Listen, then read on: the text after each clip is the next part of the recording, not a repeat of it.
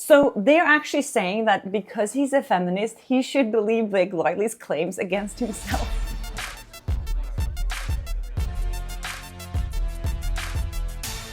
Hi and welcome to Flaa Talk. I'm Kjersti Flaa, and here on my channel I talk about my good and bad experiences in Hollywood and working as an entertainment reporter. So today there is so much going on. We have so much to talk about, Magnus. During breakfast this morning, we were like reading through Blake Lively's new amended complaint, and I don't know, I was just shocked. There is just really nothing in there. There's nothing new. They added 50 pages of like word salad. The interesting thing is what it doesn't say, right? Yeah, insinuating.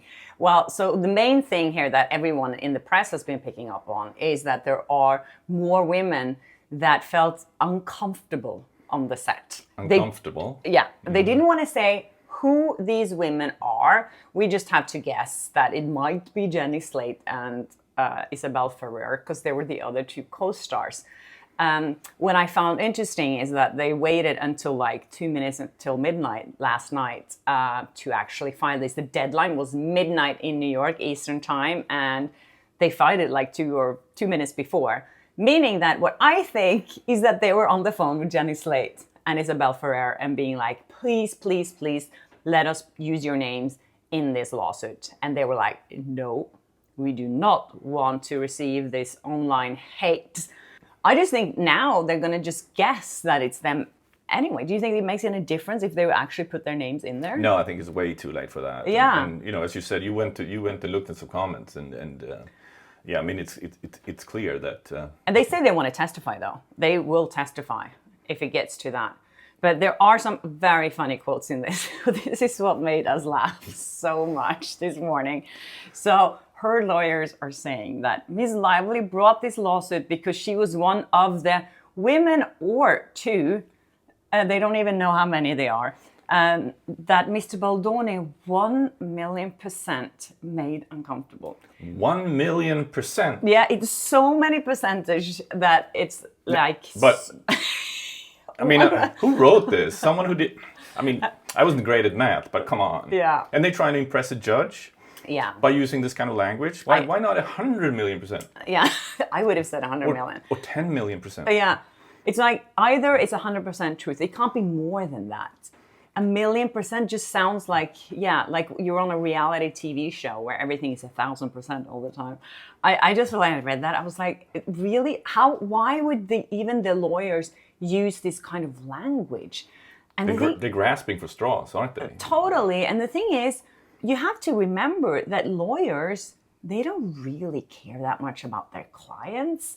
You know, they don't care if Blake Lively, you know, is telling the truth or not. They're just representing her and making a ton of money by doing so. Of course, yeah.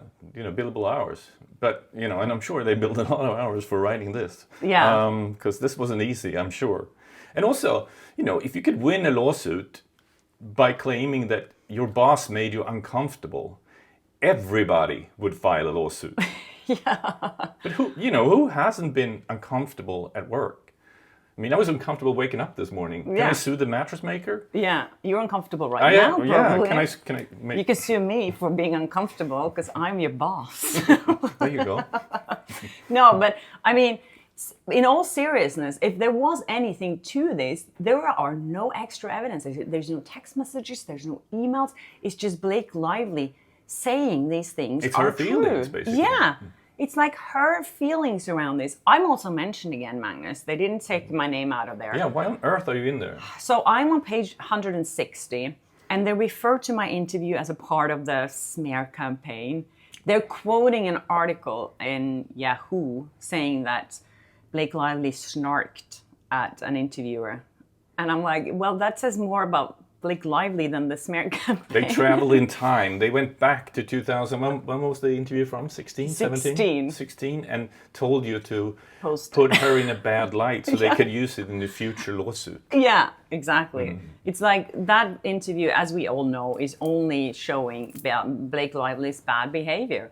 And I mean, they can try as much as they want to make it sound like... 1,000,000%. Yeah.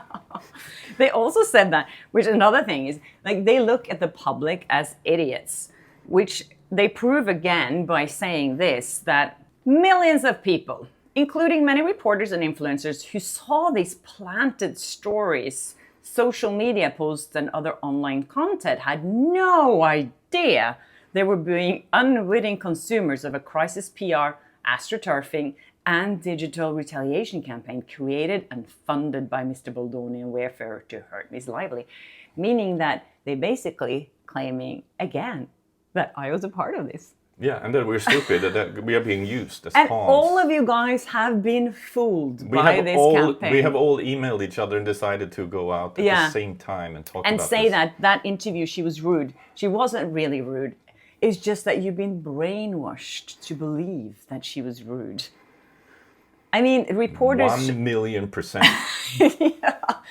I mean, reporters contacted me about that interview because they thought it was rude. And they were, they asked me about it. How did you feel during that interview? It wasn't because we were told that it was rude. People reacted to it. And I think the way that they just underestimating the audience like that is just so...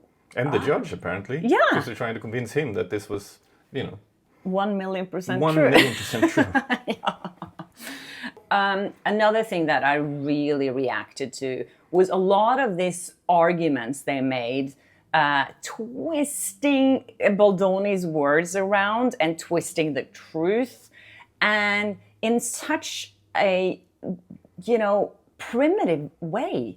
Thinking that we would believe this. The logic is interesting. You gotta read this. So this is what they said. First, they said that Baldoni is a self-proclaimed feminist, and he had all these podcasts, supporting women, saying we should believe women, and then they write this: the louder voice, saying Baldoni's loud voice, amplified by publicists, crisis managers, digital media teams, and lawyers, has sought to mislead the public into believing that Ms. Lively did not experience SH by portraying her as a powerful bully who fabricated claims of misconduct in order to seize control of Mr. Baldoni's movie. This narrative is false and nonsensical on its own terms, completely at odds with Mr. Baldoni's confession to his crisis manager on August 30th, 2024, that Ms. Lively is the kind of person that genuinely believes she's right and that all of this is unjust. And it's breathtakingly cynical coming from a man whose public brand is to build upon a pro-feminist facade that urges others to listen to and believe women. So they're actually saying that because he's a feminist, he should believe Blake Lively's claims against himself. Yes, because every woman has to be believed. And even though he was there, yes, and so it his way, he has to believe her. So with that logic. He shouldn't be able to defend himself against claims because she's a woman. 1,000,000%. I mean, how is there any logic in this? So a woman can accuse a man of anything, and he should not defend himself because he's a feminist. Yeah, so by default, he has to say that she's right. Yeah, and he will just okay, I'll give up my career, my life, because I believe in women. But I was there, but yeah, it didn't happen, but I believe her anyway. And then this other thing, because as you all remember, there was a video that was leaked by Baldoni's lawyer that showed the dancing scene of Blake Lively and Justin Baldoni in one of the scenes with It Ends With Us. It was Mike, we could hear the conversation, and that's the video that she talked about in her first lawsuit that made her feel very uncomfortable. In the first version of the lawsuit. Yeah. But she didn't know that it was actually audio, that they did record the audio. So that was kind of oops. But so what they're saying now in this lawsuit is that Hollywood Reporter contacted an intimacy coordinator, and they're even telling Shane... An intimacy coordinator who wasn't there, by the way. Yes, her name is Mia Schachter, and she is independent, and they even say experienced intimacy coordinator. So I don't know what that someone means. Who never did it before just got the job. Yeah, but why did they do this? I don't know. When you use these, I don't know. That doesn't mean that she isn't. In quotation. Yeah. She noted in response to an inquiry from the Hollywood Reporter. This intimacy coordinator was interviewed by Hollywood Reporter to comment on this video. And she said the footage shows Mr. Baldoni trying to kiss her and they clearly haven't discussed that ahead of time. She saw that by looking at the video. Yeah, that they hadn't discussed it. No, she knew. This woman is amazing. Yeah, she's like, and she said that trying to kiss her, and they clearly hadn't discussed that ahead of time, and she keeps pulling away and clearly doesn't want to do that. So by looking at the footage, she could tell these things. I am sure she is going to be hired in Ryan Reynolds' next movie. Mia Schachter. 100 million %. Yeah. I mean, what kind of evidence can they use that in court? I mean, come on. It's so ridiculous. But I mean, you know, she's got extraordinary abilities, this woman, because she but just by looking at someone, she can tell about their previous conversations. Yeah, and because someone said it in Hollywood Reporter, it's true. Yeah. I tried to get, I reached out to over 5 intimacy coordinators to get them to come here on my channel and talk about it. But as soon as I mentioned this lawsuit or the situation with Blake Lively, they were just like ghosting me. Why do you think No one wanted to touch it. No, because they were afraid of their retaliation. And not working in Hollywood again. Yeah. Mm-hmm. But Mia Schachter, she's going to work again. 1 million %. Yeah. Another thing that they talked about here was how Blake Lively refused to see an intimacy coordinator because Justin Baldoni, who brought all the receipts, mentioned that, of course, in his lawsuit. He said that she was offered an intimacy coordinator, but she didn't want to meet with the intimacy coordinator. And then they're replying to this saying that she didn't want to meet before production started because they didn't have any intimate scenes in the near future. So, yeah, I don't know what they're trying to prove with that. Did she ever meet with the intimacy coordinator? I don't know. No, she's trying to prove that, you know, that we weren't supposed to slow dance or something, I guess. Yeah. Yeah, I mean, she's still like clinging on to that scene and saying that he harassed her in that scene. Yeah, and she felt uncomfortable. Yeah. So they also added defamation to this lawsuit because they say that Baldoni's lawyer went after Blake Lively in public. Oh yeah, they're going after him now. Too. Yes, because he defamed her. Because he defended his client in public. Because Blake Lively, remember, she started this. It wasn't like he started defaming her or smearing her. She started this thing by suing him and by, you know, that New York Times article. There's just no more evidence, Magnus. And they took out some text messages too. They removed stuff from the previous lawsuits. That's really weird, isn't it?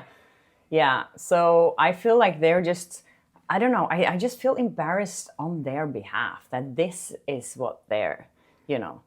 Yeah, they started this world war in Hollywood over this.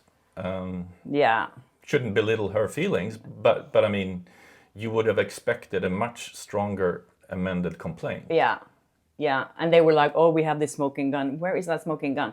Was that the leaked HR complaints, the alleged... that no one wanted to write about? Yeah. Oh yeah, they sent out last week that they shopped around to every outlet. There were 3 complaints that were allegedly sent to HR at Sony with different actors or actresses talking about things that Baldoni had apparently done to them. And no one picked it up. And I think the plan here was, I don't know, allegedly, to send these out and that it would get picked up and it would strengthen her amended... And sway public opinion, yeah, obviously. And then it would strengthen her case. But the fact is that none of these actresses wanted to put their names on this lawsuit. And I'm sure they've been really pressured to do so. And that's why they asked for this extension, because they have been, you know, really putting a lot of pressure on them. I'm sure they must be complete wrecks right now, because it's hard. You know, I do feel a little bit for these other extra actresses. They're not very powerful. They're not very well known. Jenny Slate is, but this young Isabella Ferrer, I mean, what a horrible situation to end up in. You have this power couple pressuring you. And she wasn't even on the set at the same time as Blake Lively. No. So what could she possibly tell? I don't know. She can say that maybe he made her uncomfortable, but she has written an email to the contrary. Yeah. So. And the thing is, there's nothing here in writing. So I don't know how any of this could hold up in court. It's just Blake's words. There is speculation of why this lawsuit was filed, isn't it? I guess maybe they weren't counting on that Baldoni's team around him, the production company and the billionaire who founded him, would support him if these accusations became well known. But now he has the financial muscles to defend himself, so maybe they were hoping he would settle and just give up the reins, right? Because this billionaire Sarowitz, Steve Sarowitz, right? Yeah, so he's the one funding Justin Baldoni's lawsuit now, and I think they really did not see that coming, and they thought they could just bury him in legal bills and he wouldn't be able to, fight this through. And that makes so much sense that that's how they were actually planning around this, because when you see their evidence, it's just, it's just like a 12-year-old wrote this. Everyone sat around yesterday waiting for this amended complaint, waiting for basically a bomb to go off. Yeah. And then it lands with this, a dud. Yeah. Of someone being uncomfortable on set. And they're talking about, they're also addressing in this lawsuit the claims that Justin Baldoni said that Blake Lively took over the movie. And you know how they're defending themselves against that? They say, Ms. Lively did not request, nor did she receive any creative rights, editing rights, credit, or any other role on the film, beyond her role as an actress and executive producer.